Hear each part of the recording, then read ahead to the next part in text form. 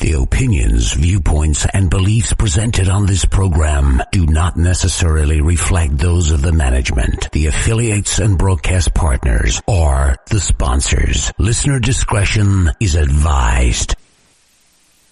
Between science and ignorance, there is filler.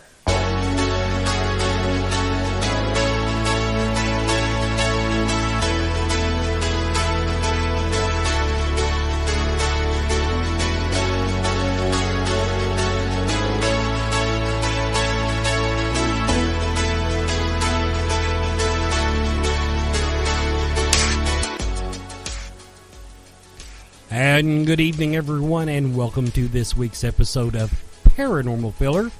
First hour I have for you, Paul Browning. He's an author, he's a researcher, he is an equipment dude in the paranormal field. Second hour, stay tuned for that if you're listening on WIHGradio.com. Mike Searle of Animal X, cryptozoology TV thing. I gotta tell everybody, okay. Somebody actually pointed out to me this earlier this week. They said, "Are you okay? You seem off your game." And what it is, it's spring on the farm, people. I am coming to you so farm fresh. I literally have been out of the field 1 hour. We had a cow emergency today that did not have a good resolution, but we're trying to make lemonade from lemons out of it. But without going into that, I can tell you, we had the cow emergency. I've had like 3 cow emergencies this week. I am the proud owner of 3 flat tires on different vehicles. But hey, we're going to have a good show, and hope everybody enjoys listening to my drivel for the next 2 hours. I do want to go ahead and give a plug to Brian Cano. I've got the link up on the website, paranormalfiller.com. Go to the calendar section, find it in July, or you can just go direct to his website, neverstopsearching.com. But I am going to give him a plug for The Method. He's coming to Bobby Mackey's right in my back door. So I wanted to go ahead and get that out there and start promoting that. And don't forget, you can meet me June 19th, Lockdown 2016 at the Ohio State Reformatory in Mansfield, Ohio. For that, it's lockdown2016.eventbrite.com, or just go to Paranormal Filler, go to the calendar. It's all there, people. All kinds of events coming up, plus my personal appearances and links to my Twitter feed, radio archives for the first and second hour subscriber audio. And I do run the webcam. I've heard the webcam's been kind of buggy watching it live, but I do hope everybody is enjoying the archived video because it's recorded separately and much, much cleaner with actual show audio and not that crappy Ustream stuff. So, stay tuned.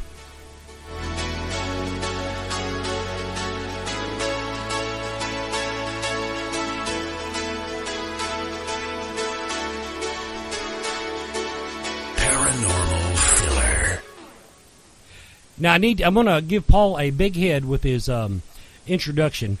Paul was one of the first serious researchers that I will say that I encountered when I got into the paranormal field. We met at Scarefest just absolutely years ago. Paul, you can come on the air. I think you'd already written both your books when I met you the first time. I think so. And his 2 books, he wrote one about Octagon Hall, which is a famous haunted location, his study of it here in Kentucky. Then the other one was Thinking Outside the Box. And for several years in the paranormal field, Paul, that was my Bible. Because it just... Oh, wow. I got to say, well, it made me to... Everybody, the theme of the book is that there's more to paranormal investigating than the 1 hour of crap you see on TV every week. And everybody knows I'm a fan of the TV genre, greatly out of necessity. But there's nothing wrong with the TV genre, at least if you treat it as television. Understand that everything that goes on that you see on the camera is not how it went down, and also a lot of stuff that goes on they don't bother putting on camera because it's mind-numbingly boring. And Paul's ideas were to, think outside the box, to do things to engage the paranormal. I think that would be a good way to put it. A lot of your little tricks and stuff were just different ways to engage interaction from the paranormal. Would you say that's fair? Yeah. We both can agree that back when this first came out, most of the approaches to the paranormal were either science-based or technological-based, and or a metaphysical approach. Yeah. So I just decided to take a different path altogether. Actually, I would say yours was technology with imaginative enhancements, because you still I prefer psychological. Yeah. Okay. There you go. A psychological twist on the technological side of paranormal investigating. That's now. If you write another one, that could be the way you go. But okay, now, Paul and I were talking at Scarefest this year. Damn, was that the first time I'd seen you since Morrison Lodge? It is. It is. I haven't been to. I was at Scarefest 3-4 years in a row, and then I just took the sabbatical. And go ahead, tell everybody why you took a sabbatical. Well, I was doing a lot of my work, coming up with more techniques and coming up with different types and kinds of hardware. But I found there was a rather large amount of negativity in the field. There's a lot of, I can't say that everyone encounters their amount of BS in the field.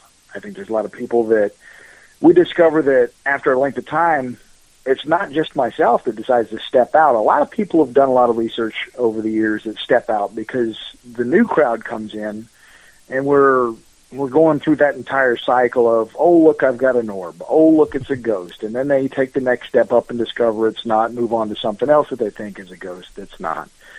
And this goes on and on and on until eventually they get frustrated because people are pointing out the flaws in their approaches or the flaws in their what they want to call as evidence, and it drives them crazy. And they instead of just accepting what's probably fact, they would rather stay with the notion that what they have is evidence. And these guys that have been in the field for less than 2 years are suddenly getting stuff that people have been in the field for decades can't seem to find. All they needed was a digital camera and a dusty room.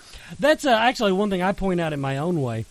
If somebody gives me too hard of a time when I'm trying to debunk their evidence, you've seen me debunk evidence. I am a sweetheart, Paul.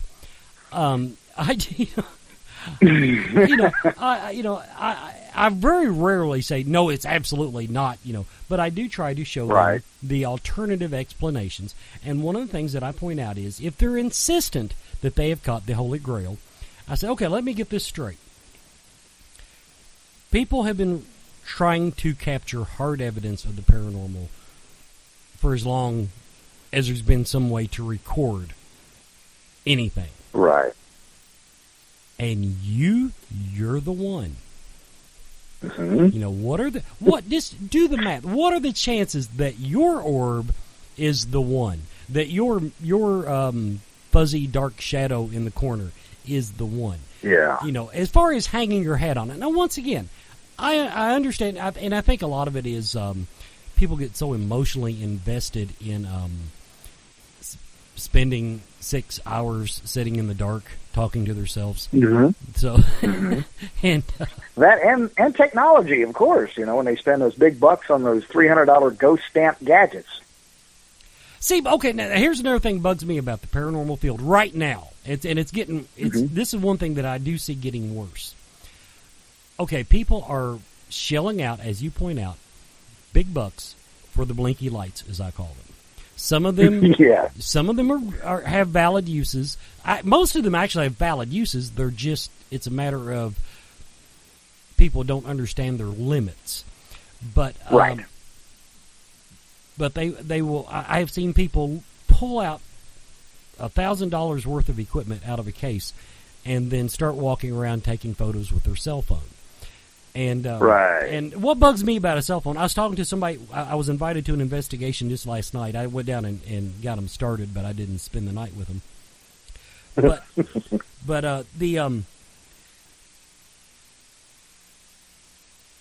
a cell phone, a decent camera will cost you $300 to $400. Okay, right. That's without going into the big DSLRs. Right. What would make you think that something that they give you free for signing up with AT&T is going to be as good as, that professional quality of equipment? That's what bugs me about cell phones. Yeah. Well, the even more wonderful part is that people think that a lot of those apps that they use, you remember the classics like, Ghost Radar and ridiculous stuff like that. There were times when people actually believed that, I've got this app and it says Ghost Radar on it. And I thought, wow, so in other words, they've already solved the equation. They figured it out. They know that a cell phone is a gadget that's going to pick up a ghost. And they've actually got a radar that can figure this out. Really? And so of course my BS button is ringing off the hook, and so I encourage people to do a lot more critical thinking and to live by the words that just because you can't figure it out doesn't mean that it's paranormal. Don't blame what you can't figure out as being paranormal. On the, I was going somewhere on the equipment front to continue that part of it, and I am scattered tonight, Paul. I am going to apologize to you up front. It's all right. The methodology. Yeah. Well, here's the question, I guess. Do people even realize how hard this actually is? Have you ever met anybody that really understands the history of ghost hunting and the paranormal and the slow evolution of applying consumer grade technology to the field right. as we've been doing? I don't think a lot of people even check into that. I don't think it's part of the equation. I think it's, my history goes back to season 1 of Ghost Hunters. Well, which I'm not going to preach too much because honestly, if it wasn't for the show, there's a lot of things that I didn't know. But I've had people tell me about the spiritualist movement. Sure. And I've actually had people come on here and tell me, there is good research being done out there at colleges, and they're not always looking the same place we are, but they are looking. They're looking basically. I think ghost hunters forget that we have jumped ahead of the game. The serious research, really serious research, is still being done in the field of, is there a paranormal, or is this completely just misunderstood natural phenomenon? Right, exactly. I mean, when I encounter things that I don't understand, I don't automatically label them as genuine. Just because I'm mystified doesn't mean the next person that encounters the same thing is as mystified, or, you know what I mean? There are people who know more than us, especially, if I had a guy that was had a master's in physics and several different science degrees and stuff, and we both encountered the same thing, I could write down what I think it is, and he could write down what he thinks, and I might go, you know what, I can't explain this, and he might have the entire explanation on his paper. And so that's where you have situations where you've got people who watch television shows go into houses because they managed to go to Walmart and pick up the latest, flashlight and probably an audio recorder, and they're screaming demons just because one of the members decided to eat something before they actually got to the location. Yeah, we've all encountered those stomach demons. Okay, quick commercial, everybody. We'll be right back with Paranormal Filler. My guest is Paul Browning.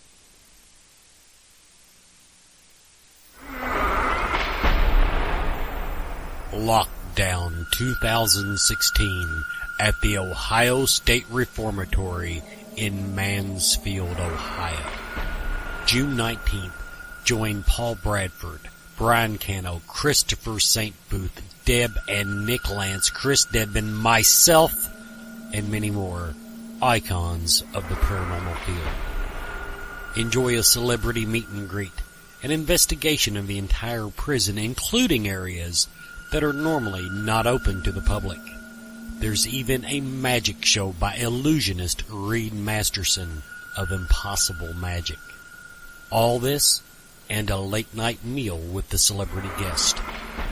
The proceeds from this event benefit Unity, a Journey of Hope, a charity that grants wishes to adults with life-limiting illnesses.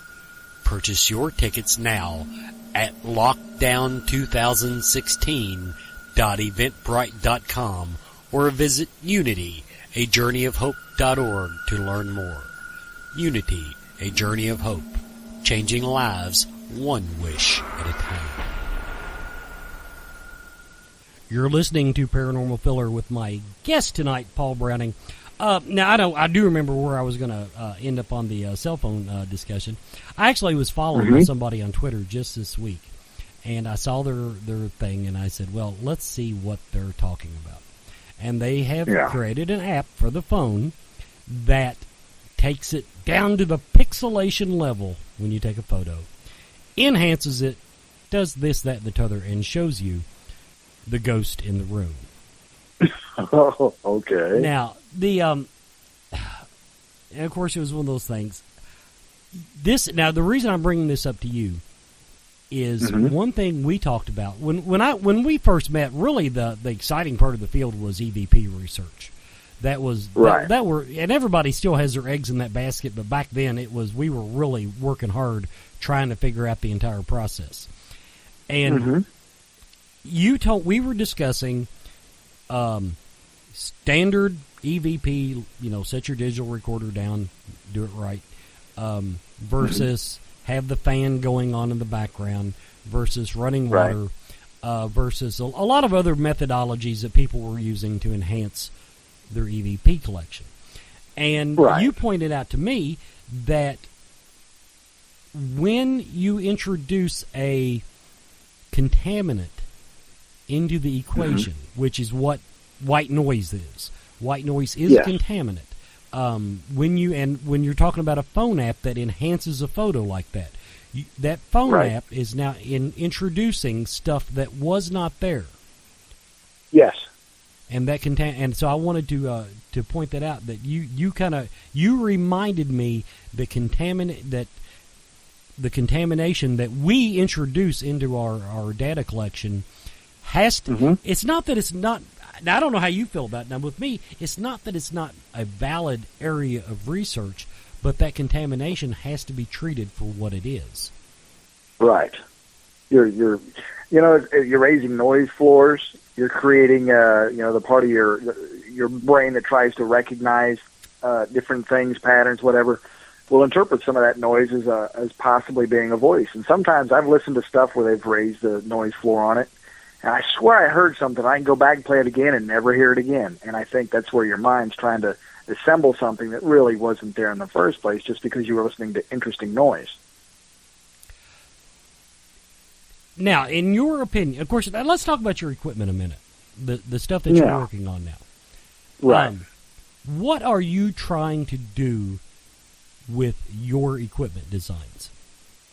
Well, with the data loggers, of course, until we understand just exactly what all this stuff is, I mean, if we can't figure out what a ghost or apparition or whatever it is that we're looking for is, I thought maybe it might be better to pursue the effects of the environment. If this stuff affects the environment, then maybe we can figure out a formula to determine whether or not something strange happened by monitoring different environment variables using different types of sensors and stuff. Motion sensors, UV radiation, let's see here, regular light. I mean, sometimes I've actually had a case where something kept turning the light on, so I had that incorporated. What else have I got on this one here? barometric pressure changes, temperature changes, and I think there might be one or two others that I'm not remembering at the moment. But the idea is that you take this box with all these sensors and stuff on it, and you put it in a location, put it in a spot, and leave it there.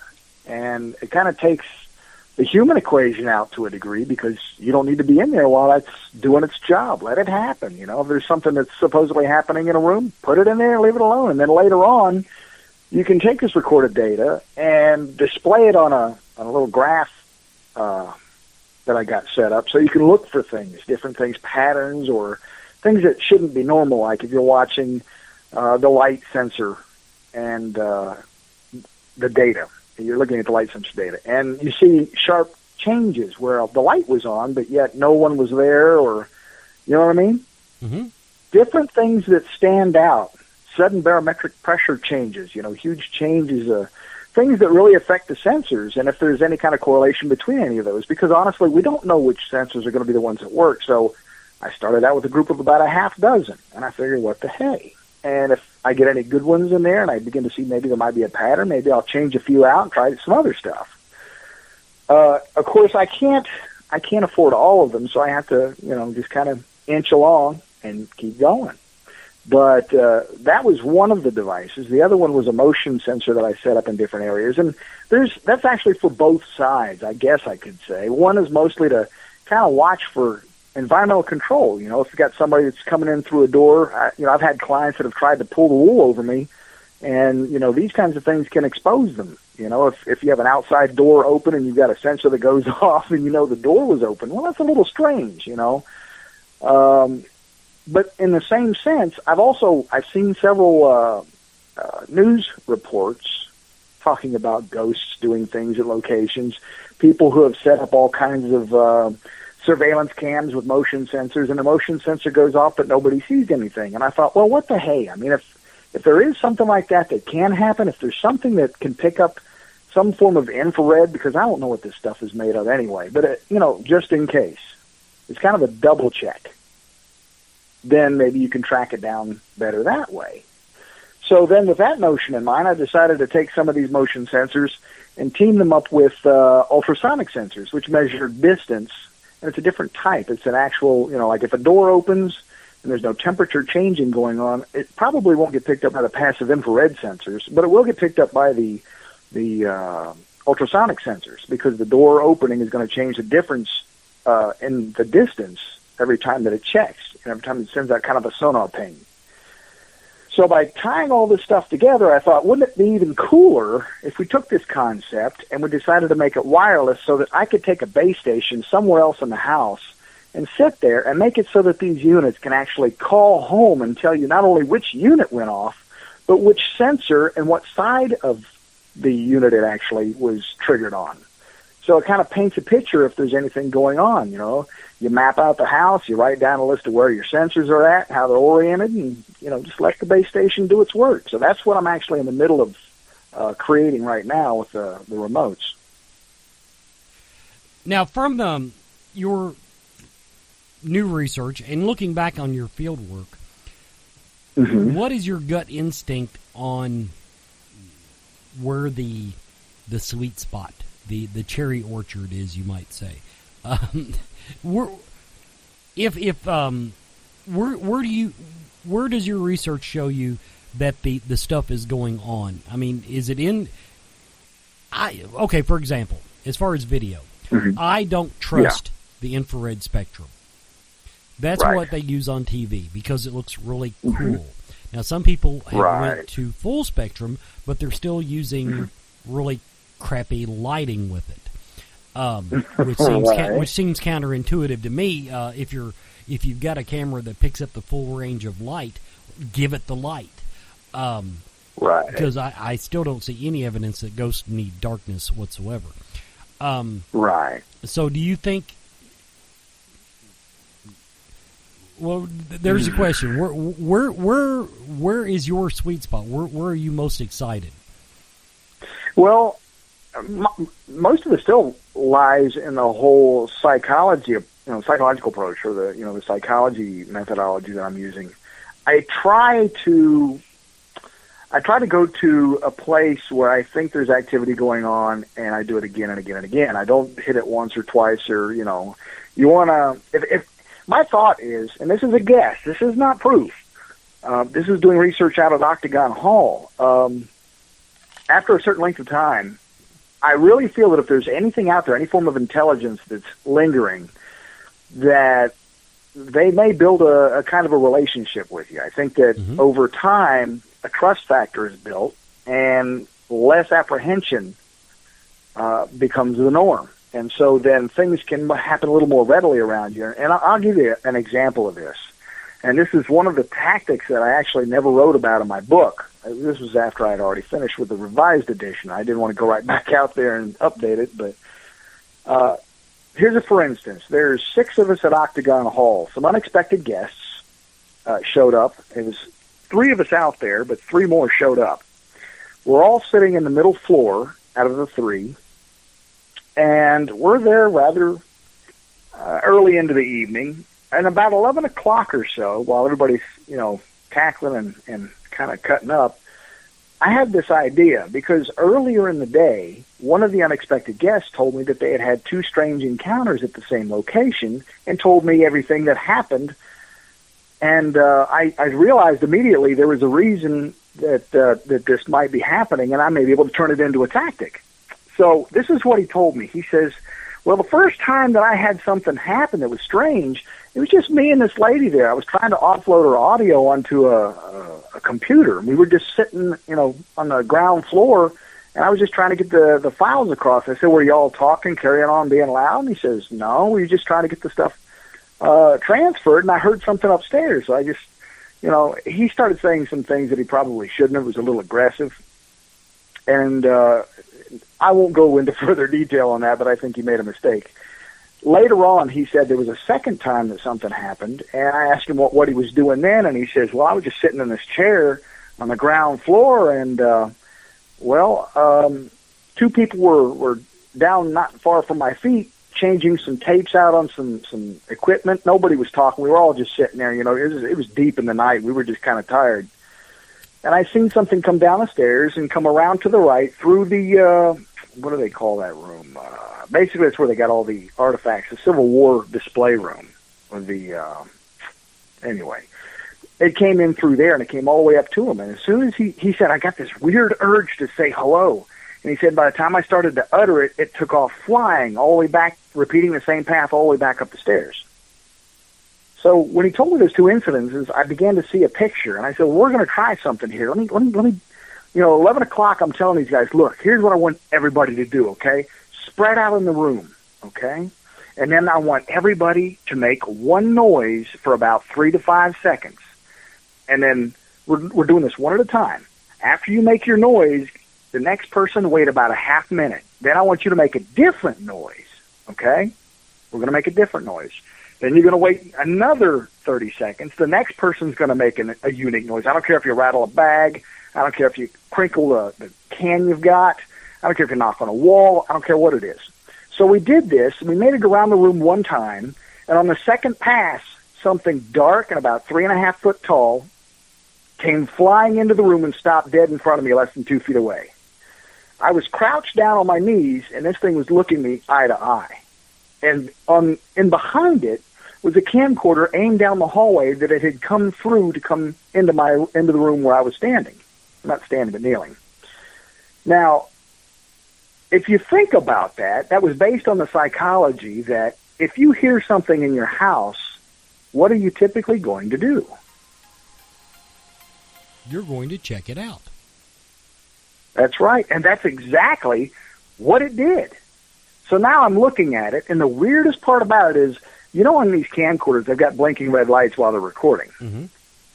Well, this was no different, but being as this, whatever it was standing between me and, you know, the camcorder, every time the camcorder flashed, I got this weird kind of almost, what do they call those things? Those static balls, you know, that have the lightning that comes out of them, when you touch them and stuff.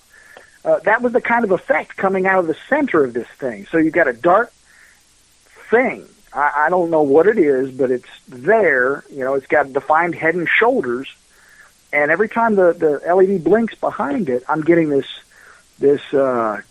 electric ball-looking lightning effect or something, and it's kind of dark purplish. It's really weird.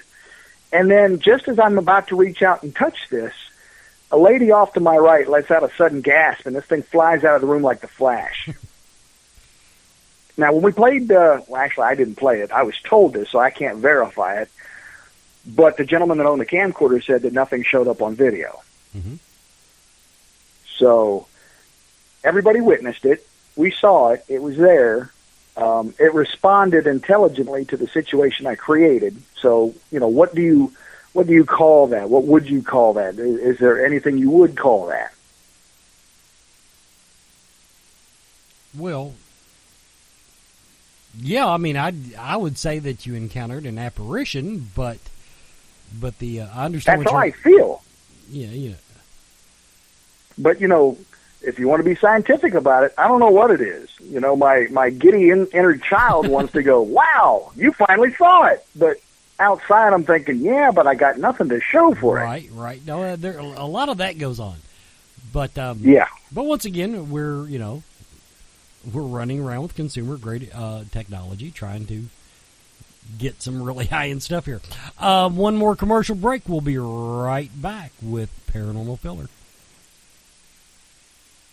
TarotByKen.com.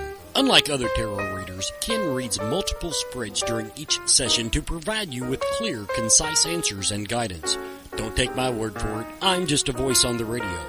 From Kelly, one reading with Ken completely changed things around for me.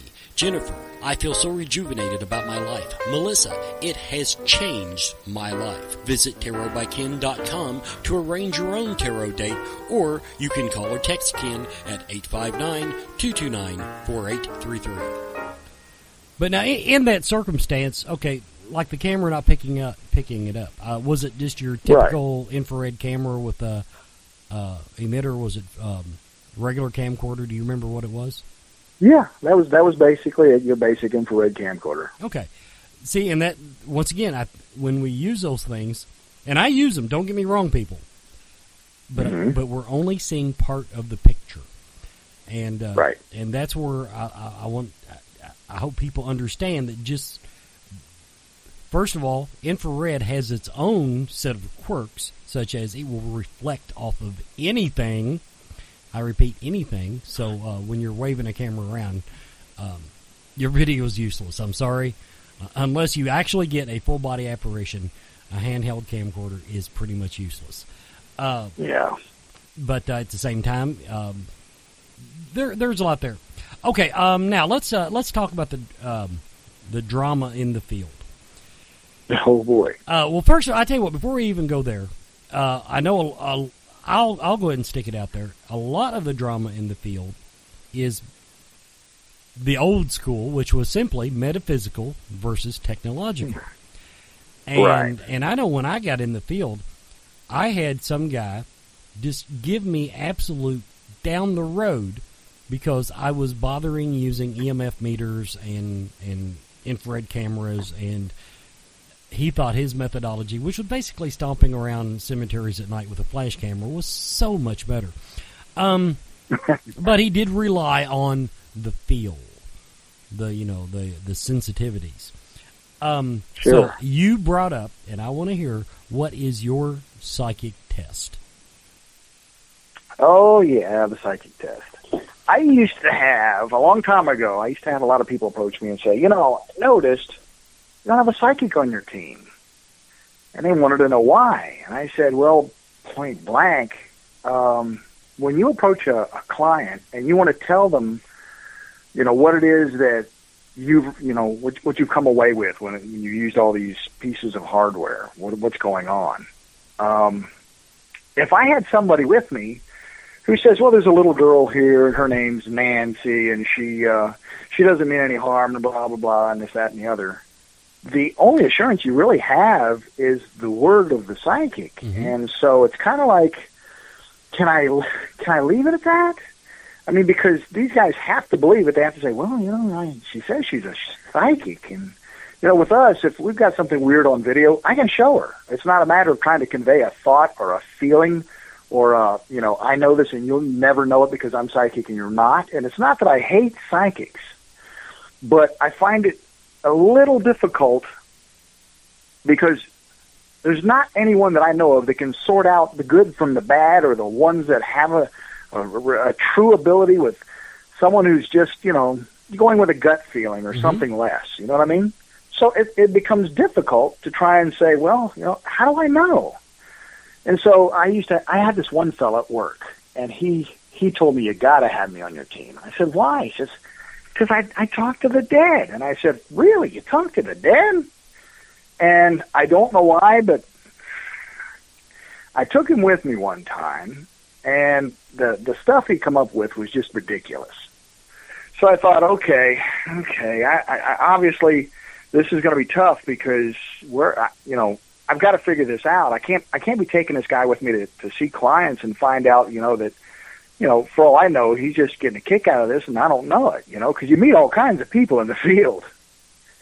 So I said to myself, you know what, I've got this test now, and I'll tell you what, if you can pass it, there's probably a good chance that you'll be taken on more investigations.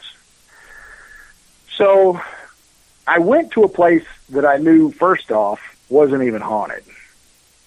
And I took the individual with me. We went and spent some time walking around the location and whatnot.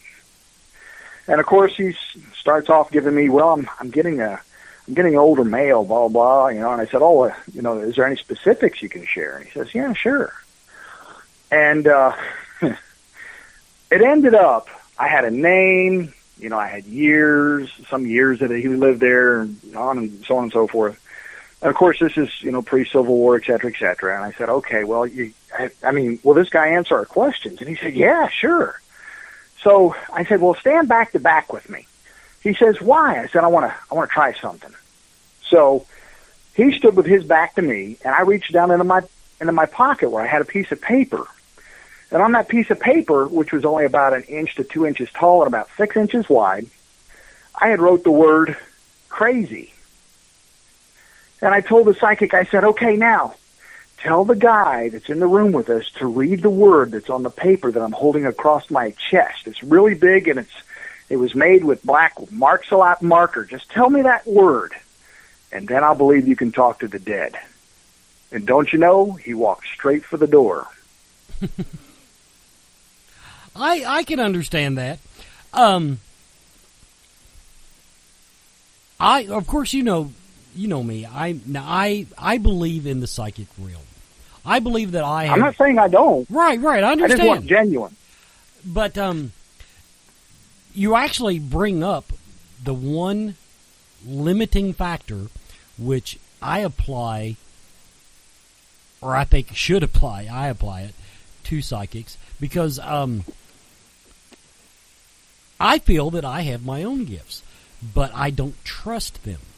Psychics somehow trust what pops into their head. Now, here's my psychic story. I met a very, very gifted psychic. I really believe. I mean, she was just too on the money on the first time I met her to not have some type of gift. I realize that they're, mentalism and all that. And right. And but I had her later on. She came to me and she wanted to basically give me a message from my deceased father. And I said, okay, right. I'll take a message, but I said I don't want to talk to him. It's too fresh for me. It's too fresh for him. Well, right.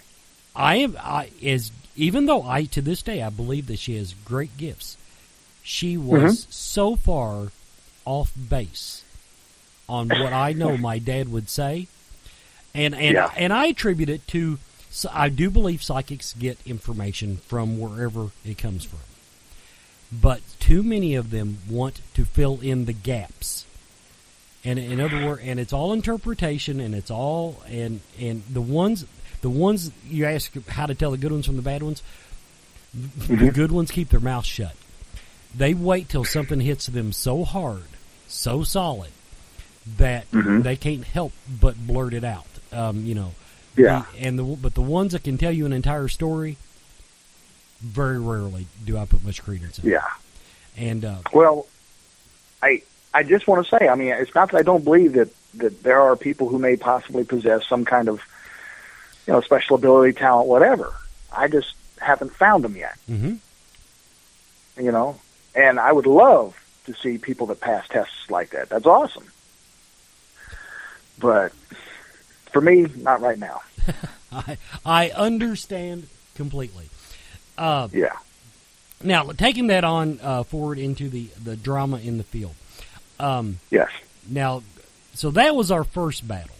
And I think, if nothing else, I don't know if you'd call it a truce, or we all just seemed like we went on our own merry ways. I still get bugged when teams claim to be skeptical and technological, and then you find out that 2 or 3 of them claim to be a psychic or a medium or a sensitive or whatever. So that still bugs me. But the new drama in the field, well, it's almost gotten as bad as what we're seeing in politics now. There's my way, and then you're stupid. Right. Yes. And that happens between me and Ghostbusters. And the reason I say that is if your ghost box works so well, my first thought is, why does it need a radio? Now, if they were going to talk on the radio, wouldn't they do it in your car? The other thing is, radios work on modulated frequencies. Mm-hmm. So I have to believe that somehow they've managed to get on a carrier wave that's modulated and figure out exactly how that works and get their message in there. And I don't think that's how it's happening at all, if it is happening. If it's EMF that's somehow coming through, some kind of voice signature coming through an EMF, I can't say that that's not a possibility, but I don't know exactly how the device is built, and whether or not EMF can affect it that way. But wouldn't it be easier to just skip all the nonsense and all the radio stuff and just start recording EMF? Okay, now, I neither am a great fan of the Ghost Box, other than I do think it's a really neat way to break up the monotony of a 6-hour investigation. Yes. Because now, this is one of the things I preach. I have gotten good data on a Ghost Box, but I've also got a lot of other crap. And so it's not my go-to device by any means. Well, your hits and misses, that's what's crucial about. Right. But on the thing, now I've actually been told that that really there is no reason for the radio part of it, except that there's a very good possibility that in the process of basically ghoster broadcasting an EMF signature, and in the process of skipping through channels, once in a while the radio will be at the right place at the right time. If it's a consistent message, you're probably not getting paranormal, which is actually counterintuitive. You would think, once they locked on, but no, it's persistence of the apparition versus dumb luck of the radio being in the right scan range. It's not a specific frequency. It would be a scan range while the message is coming across. So in other words, if you're lucky enough to get a name on it, hopefully, or I shouldn't say hopefully, chances are it was a ghost sitting there saying their name over and over and over and over until finally you heard it. What I find interesting about this is that there was research done by Michael Baker, a good friend of mine, who built a gadget that could scan what a ghost box was scanning. We can get back to this in a minute. No, that's okay. Go ahead. Okay.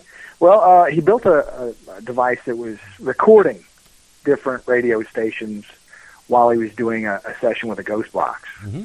And, of course, some people got hit. Some people felt that they had come away with some valid data. And then he went back and he looked up each and every hit and had the recording for the right place, the right location, the matching frequency, everything. And it was all just normal radio. how would he actually know it was normal radio? Because once it gets into the radio frequency, the spectrum, in other words, to me it is broadcast. Yeah, it's what it is the words that you're hearing, what you're picking up on there. Mm-hmm.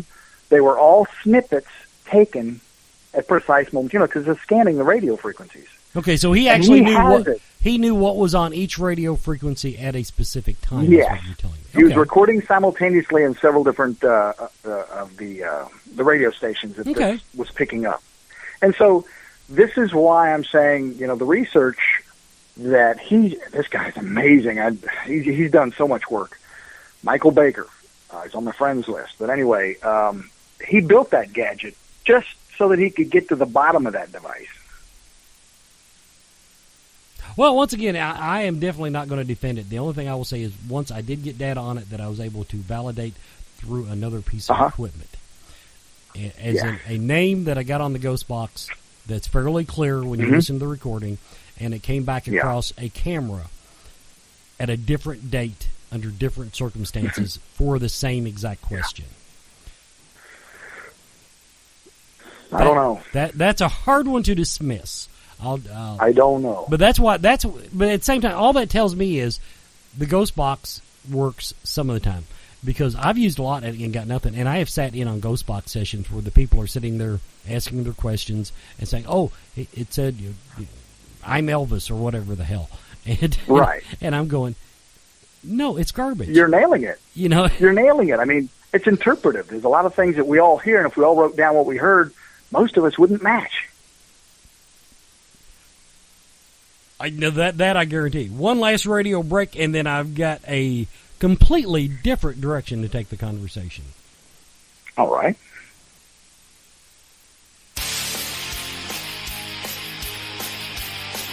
Every Friday night, Scarefest Radio. Dude, run! Join us every week as your hosts go behind the scenes of America's premier horror and paranormal convention, the Scarefest.